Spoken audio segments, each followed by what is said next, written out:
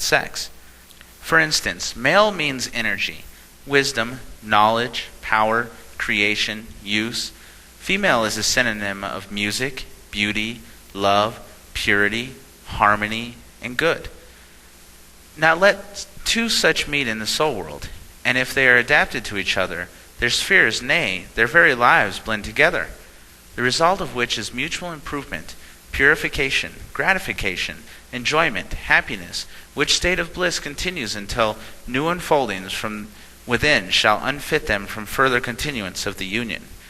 Whereupon there is a mutual separation, not because they love each other less, but some other one the more.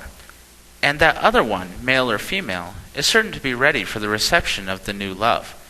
There is no jar, no ill feeling, no discord about it.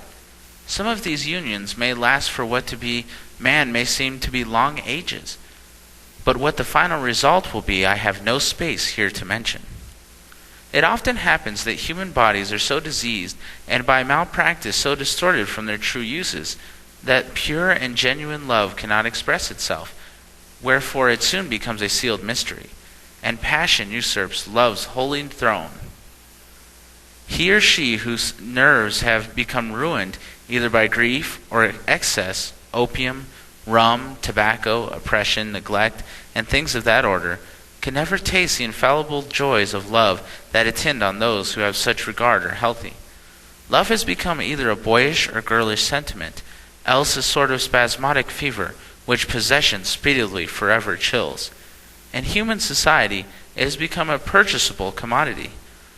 Women sell themselves for gewgaws, for a home, to escape parental tyranny and unjust espionage.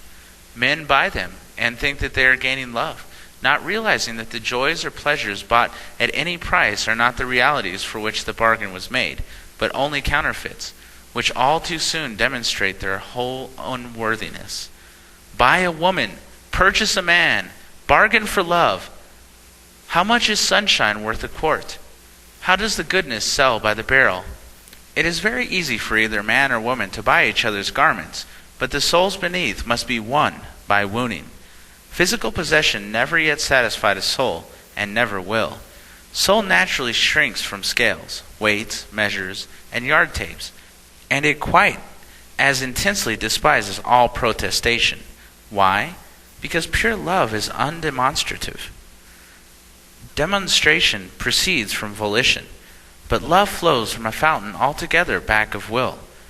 People may be proud of their property, but the human can never have no true, deep joys, save such a spring from love, pure, strong, earnest, spontaneous, and reciprocal. Whatever is not thus based is distasteful for the soul in its higher modes.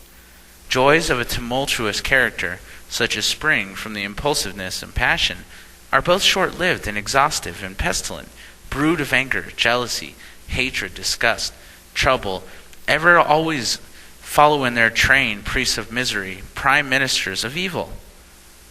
On the other hand, pure, manly, womanly, human love is recuperative, recreative, is a virtual exhilarant, tonic of good, vice dispellent, and health promotive, while contentment of the heart, peace of mind, security, trust, calmness, and serenity are its attendant ministers. God, who made us, well knows that there is more of good than evil in our hearts, by virtue of our ancestry. Nature and himself, yet for his own grandly purposed end, he permits us all to wade in heaven through a malarious swamps of hell, permits us to experiment and suffer in order that we may grow powerful and strong, and thus be fitted for the tremendous destiny that awaits all who wear the human form thither side of time. People feel before they think. An act of one single impulsive moment not seldom enshrouds an entire life in gloom. Have mercy, therefore, always. Mere thinking without feeling is quite as bad, nay, worse, for it freezes up the fountains of the soul. Something will grow and blossom even on an arid desert, but the iceberg is never gladdened by the presence of growth of one green thing upon its crystal sides, not even moss. So with soul. It is bad to sin from impulse, but far worse to do wrong from settled purpose. There are two classes of persons who err. Those who do so from no evil intent at heart soon vastate their load and become residents of the soul world.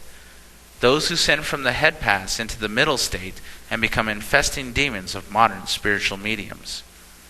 The deepest wrongs of human existence are those against the inward soul and a sense of right.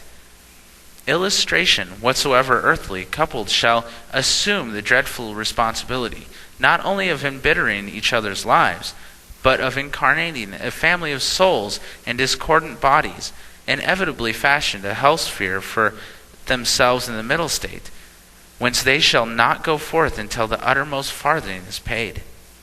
The recent partial uplifting of the veil separating from earth regions beyond has had the effect of removing the sense of accountability from the minds of many a great people, who have conversed with the dead through raps and tips, and hearing no valid accounts of a burning lake of literal fire and brimstone, straightway fall to laughing at the devil, and snap their fingers at the bare idea of hell.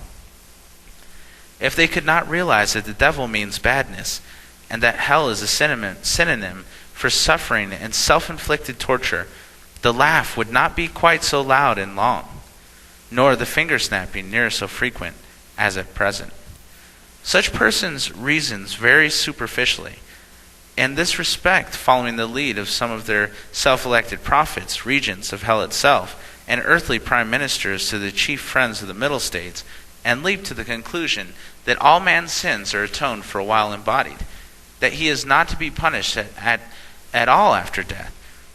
And hence they cut off all the restraining cords, give a loose rein to the boasting and lying, and solace themselves and blind others to the absurd sophism that whatever is right.